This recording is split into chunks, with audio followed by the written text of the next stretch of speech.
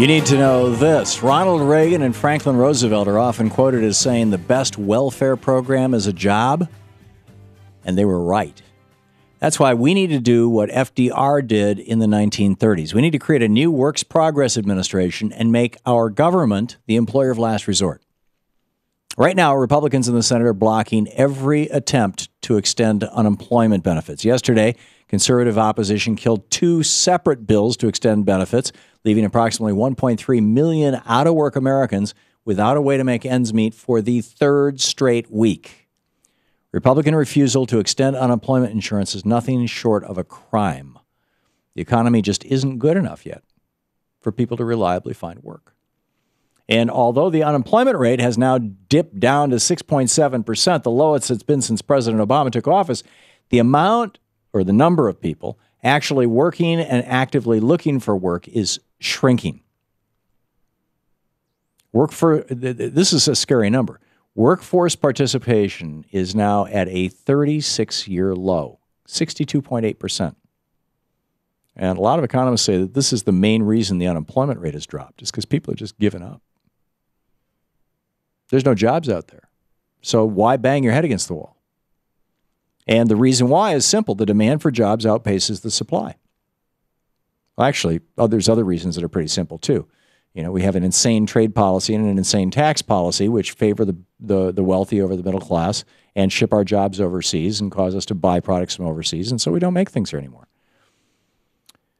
According to the Economic Policy Institute, there are now 3 job seekers for every 1 job opening. And as a result of all of this, approximately 4 million people have been without a job for 27 weeks or longer, and the long-term unemployment rate is now the highest it's been at any time since World War II. We're back in the Great Depression. Thanks to Republican opposition to extending unemployment insurance, many long-term unemployed people will tonight have to worry about whether they will have enough money to pay their rent, heat their house, or even just find a way to get a job interview or to get to a job interview. This is just wrong. It's unacceptable that in the richest country in the history of the world, that anyone should have to worry about such basic needs as food and shelter, especially when you consider all the freebies that the government gives to big oil and big banks. But there are economic as well as moral reasons to extend unemployment insurance. Moody's Analytics estimates that every dollar spent on jobless benefits generates $1.55 in economic activity, and that refusing to extend benefits will cost our economy $39 billion in spending this year alone. Giving people money to spend when they wouldn't otherwise have money to spend generates economic activity that otherwise wouldn't exist. Unemployment insurance has what economists call a multiplier effect. Of course, despite all the evidence showing that giving out-of-work Americans money to spend is good for the economy, a lot of conservatives say, well, unemployment insurance creates a culture of laziness. Get a job, they scream. You can only get ahead by pulling yourself up by your bootstraps. Right. Studies do show that people on unemployment insurance work harder to find a job than people who aren't on unemployment insurance. But there's something that works even better than unemployment insurance, and that's government directly putting people to work. If Republicans were actually serious about helping unemployed people get a job, as they put it, they do one simple thing: revive New Deal-era programs like FDR's Public Works Administration, Works Progress Administration, and the Civilian Conservation Corps. Back during the New Deal, unemployed people were put to work building bridges, roads, dams, and tunnels, you name it. The WPA alone was responsible for building 122,000 bridges, 572,000 miles of rural roads, 1,000 tunnels, and 19,700 miles of water mains. They built America. Thanks to programs like the WPA, the PWA, the CCC, the unemployment rate dropped from 25% when FDR took office to 9.6% by the time he was elected to a second term in 1936. Unemployment shot back up during the mini-recession of 37-38, but he quickly got it back on target. Not surprisingly, the surge in employment helped out the economy. GDP grew at a rate of 9% per year over FDR's first term and grew as high as 11% per year later on in his presidency. GDP growth slowed during that mini recession of 37-38, but like the unemployment rate, got back on track after the recession ended. By the way, many economists, including Nobel Prize winner Paul Krugman, say that that mini recession of 37-38 was caused by the government drawing back down on those successful New Deal programs, dialing them back, because back in the election of 36, there was all this sturm and drang about, government borrowing and spending. So FDR said, okay, we'll slow it down a little bit. Well, didn't work so well.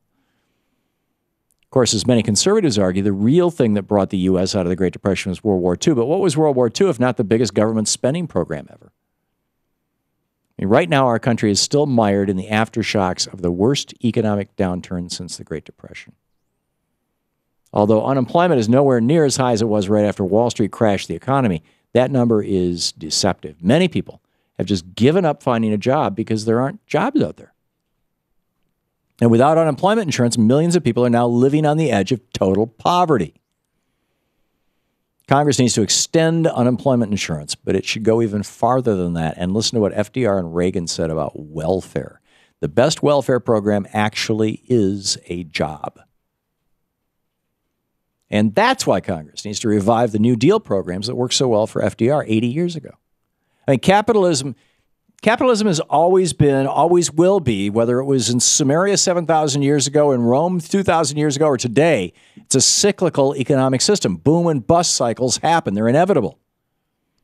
And that's why to make stability and security in a country, why government has in the past and needs to today to step in and serve as the employer of last resort like it did in the 1930s. It's time for a new Deal. Now, why are the Republicans not only not going to allow us to have a New Deal? In other words, this is a variation on what Obama has been saying. He wants to build infrastructure. Why are the Republicans not going to allow that to happen?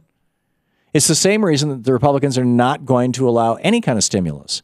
It's the same reason why they're screaming about austerity. Because they know that multiplier effect that grows economies also works in reverse. If you cut back on government spending, like Roosevelt did in 37, you put the economy into a recession. And they want it there. Republicans want the economy in a recession. Yesterday, there was a headline, I think it was on TPM. Republicans they've tested their 2014 election strategy. And their 2014 election strategy is going to be, the economy sucks, vote for Republicans. I'm not making this up. They're blaming the economy on Obama and the Democrats. And they're saying, if you don't want the economy to be so bad, vote for Republicans. When they're the ones who are causing these problems. They're the ones who brought about the crash. They're the ones who are keeping things the way they are. They're the ones who are inflicting all this pain on people. And they are hoping, and in fact, it looks like, according to their internal polling, it looks like it might actually work, that people are so upset and so uninformed that they are going to blame President Obama and the Democrats for this bad economy that Eric Cantor and John Boehner and Mitch McConnell have worked so hard to maintain these last 5 years. So we need a new deal. And we need to wake people up to what the Republicans are up to, that this is just a purely partisan thing that they're doing. I mean, you could argue back, the 1929 to 1932, when Herbert Hoover was not doing a great deal about the great crash, that it was ideological, or they just didn't understand economics back then. They don't have that excuse anymore. They know perfectly well what they're doing.